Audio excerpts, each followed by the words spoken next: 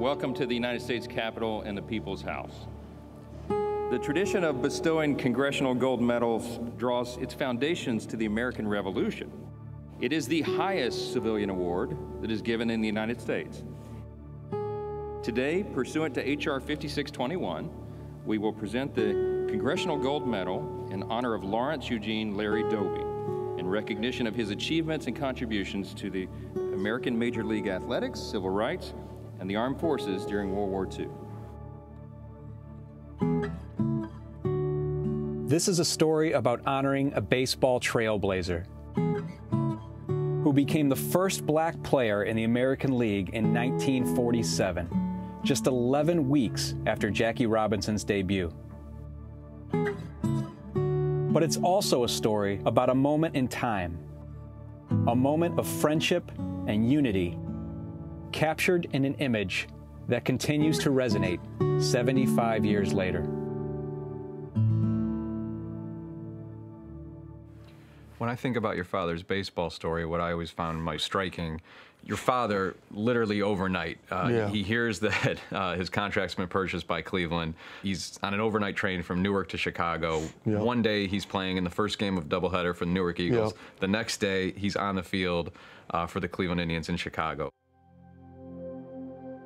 What do you know, what did he say about how he was received in that locker room?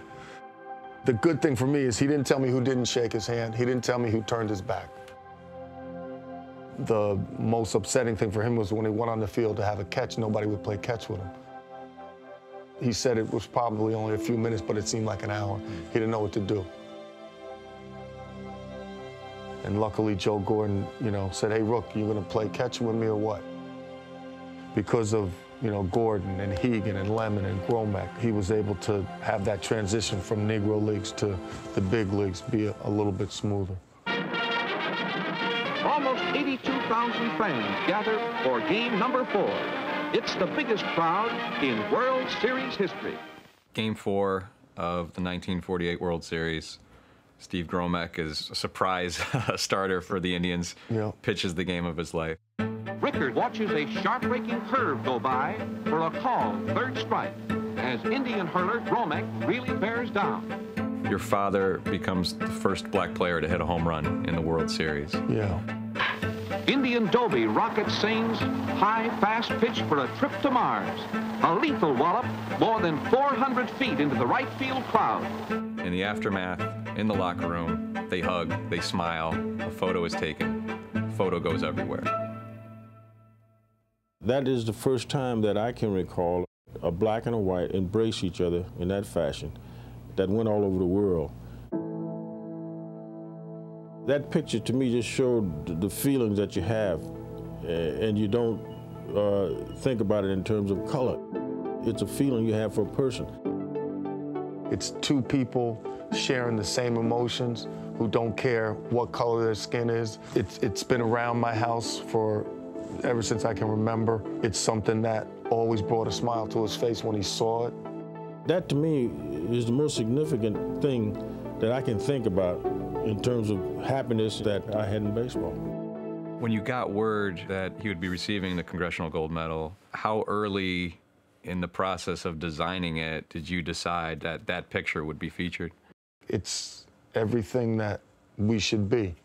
United, common goal, stronger together. So I brought it to the Mint, and I was told right away that that's not what they do. When they are honoring an individual for the Congressional Gold Medal, that's what the Congressional Gold Medal has to portray.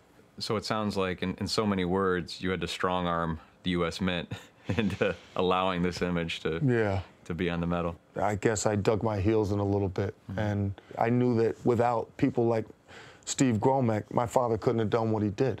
And so I asked again, and I got a call from the Mint saying it was approved, and I was overjoyed.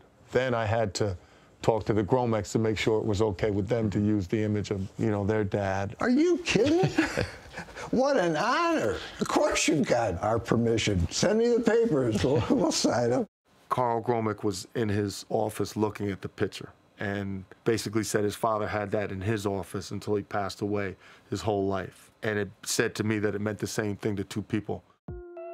Well, there it is the picture. I come in here every day, and every day I see that. I don't know anybody who looks at that picture and doesn't smile. Your father's expression, you've used the word pure. It is so pure. Do you know that expression? Did you see that kind of elation? Kind of like if I did my chores. Yeah. No, this is off the charts. This was uncharted territory for me. But it is pure. It was part of our household. It was part of my dad's career. I often look at that picture and say, how does that feel? I mean, you know, you look at those two faces. I think he was the happiest guy in the world, hugging another happy guy. Mm-hmm. And then you had this opportunity to meet with them in person. How did that come about? Well, I was in Detroit, and they don't live far from there. And so they came in the city and got me and brought me out to the family's house. We opened the door, and he says, "Where's the Queen?" Which, of course, was my mother.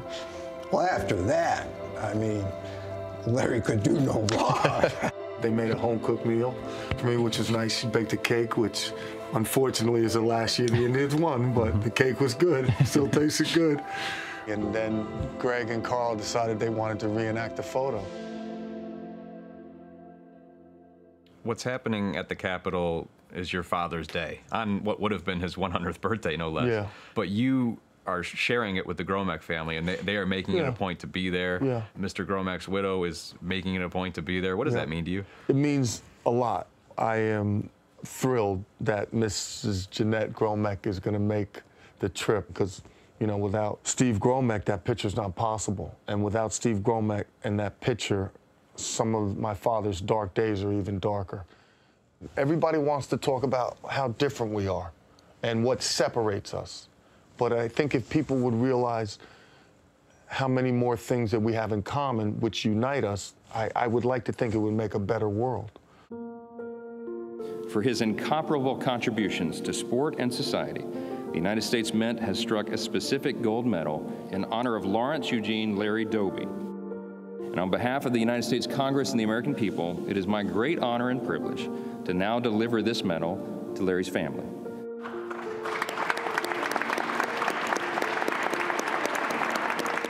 Who's that guy? Who's that guy? Who's that guy right there? You know him? Not anymore. We drove 12 hours and she couldn't fly.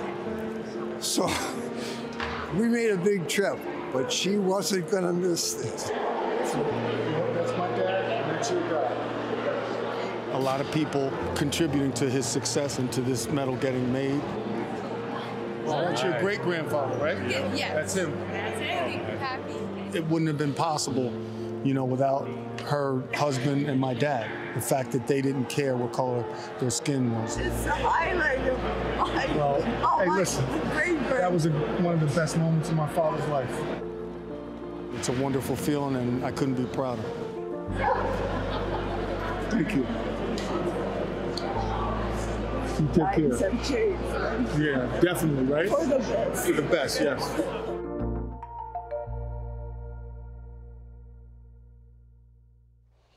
What an inspiring story. Steve Gromek's widow, Jeanette, the woman we just saw hugging Larry Doby Jr., sadly passed away earlier this week.